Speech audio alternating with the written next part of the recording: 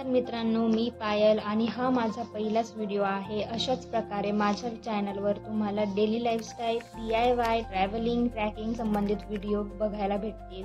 तर please like आणि subscribe नक्की करा। आज आपण आलो आहोत नाशिक जवळच्या एक सुंदर ठिकाणी। तसेच तर नाशिकमध्ये खूप सुंदर ठिकाण आहेत, त्यापैकी एक म्हणजेच पैना धबधबा।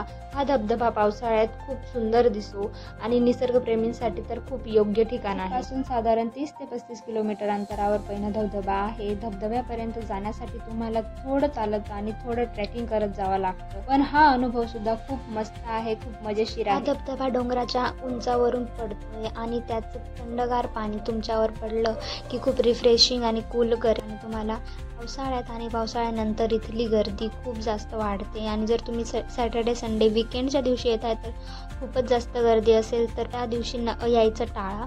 तसं इथला जो नेचर व्ह्यू आहे, धुके आणि पाण्याचा आवाज ऐकून खूप मस्त वाटतं, खूप शांत वाटतं मनाला आणि खूप एन्जॉयफुल आहे। तर नक्की एकदा व्हिजिट करा पैना धबधबा।